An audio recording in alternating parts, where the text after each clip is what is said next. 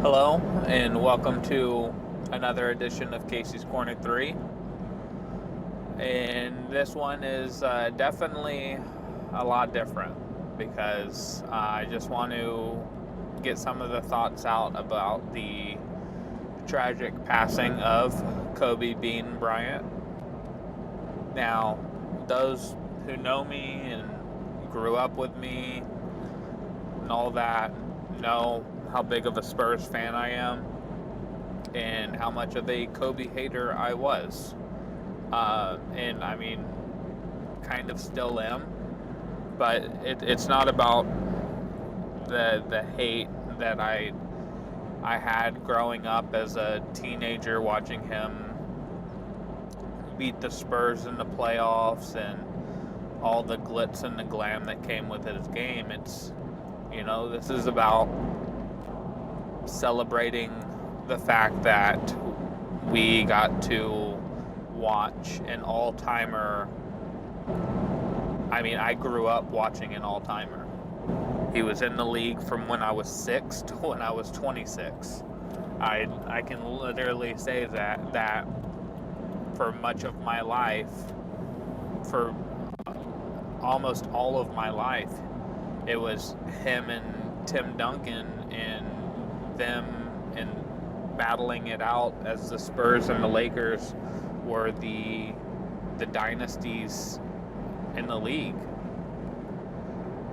I've been just constantly thinking about this the last almost 36 hours, I guess, about how there's not really one signature moment that I can think back about with Kobe. You know, he had so many great moments on the court, and everybody remembers the 81, everybody remembers the lob to Shaq, everybody remembers the three-peat, and most people remember the 8 for 24 game 7, but he had 19 rebounds, 18, 19 rebounds, however many.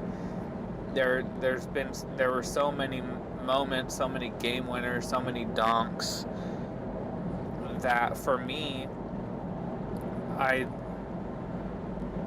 just don't really have one that I go to when I think about Kobe on the court. I don't say that's what I think about, his shot against this or his play against this. It's really just him as a whole, and to me that's pretty much the gist of his legacy is when it comes to Kobe, you had to take everything with him. You had to take the pompous, arrogant, I'm better than everybody attitude that he tended to play with. We all say that he's the closest thing to Jordan that we've ever had. And the reason we say that is not only was he as talented as anybody, it was his competitive nature to win.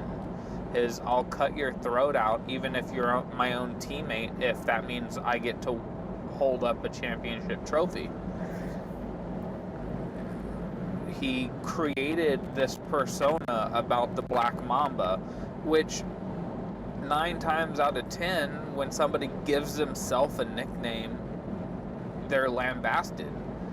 You can't go around giving yourself a nickname. Shaq gets all of his nicknames are pretty ridiculed and laughed at because he just says, all right, I'm the big cactus because I'm playing in Phoenix. The fact that Kobe could get away with calling himself the Black Mamba is just plays into this whole character, this whole legacy that he spent years creating. It was almost like thinking about it and listening to people talk about him and reminiscing that he spent the first 10, 11 years building up the on-court accomplishments that the last 8, 9, 10 years was building his legacy. And it's just kind of heartbreaking to have to talk about who Kobe was, because to me, I became a fan of him after he retired. The stuff that he was doing production-wise, the detail on ESPN Plus that he did that has now branched into Peyton Manning doing it, breaking down quarterbacks, and Daniel Cormier doing it, breaking down MMA. The fact that he won an Oscar, the Mamba Academy that he opened up, where his daughter, who also tragically passed with him, was kind of the star pupil, and it was supposed to be this next kind of elite basketball academy grooming the future prospects in the country. There was just so much that he was doing right that I approved of, that seeing that he's not going to be able to, or knowing that he's not going to be able to see this plan through, to see Gigi play for the University of Connecticut, to see her in the WNBA, to continue to produce documentaries and talk about the game and be this basketball mind that you didn't really know until the twilight stages of his career. I can sit here and talk so much about my feelings of disdain, I guess would be the best word, of how I didn't feel that he should have been the Finals MVP in 2010, how he shouldn't have been the 2008 NBA MVP. Like, I could go on and on about that, and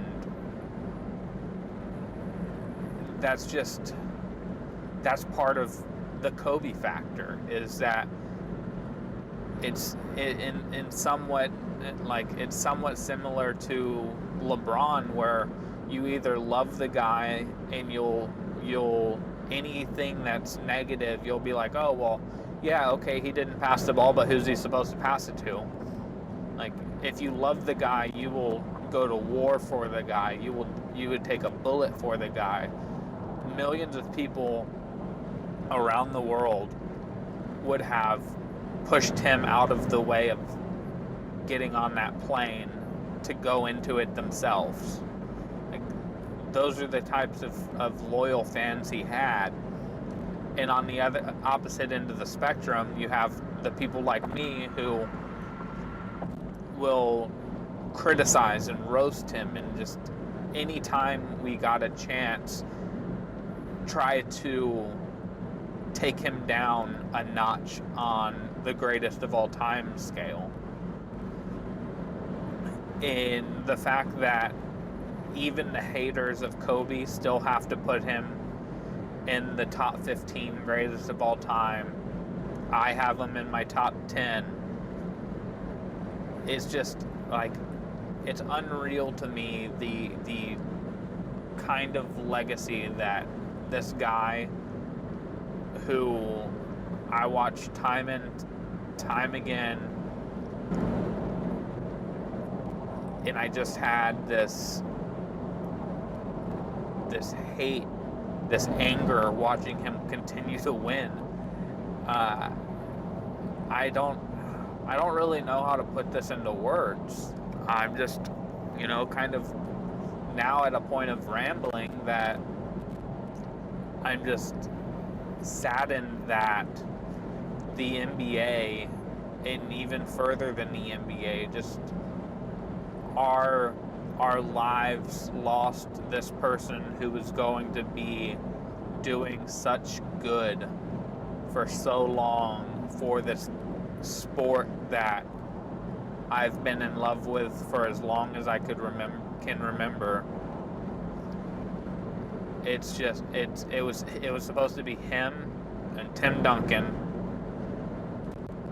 again going at it to get inducted into the Hall of Fame together, to get honored together, to just have this everlasting legacies together. It was supposed to be those two guys, in the fact that he's not going to be up on that stage talking about the battles with the Spurs, the battles with the Suns, talking about how much he aspired to be Jordan and how that drove him to who he became.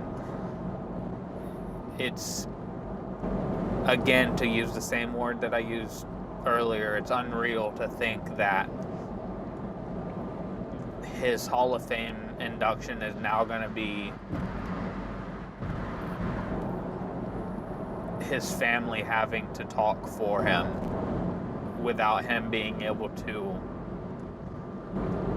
use his wisdom in the way that he had a way with words that it would have been an incredible speech that he would have given. And to have to say he would have given, it's just, again, a tragedy.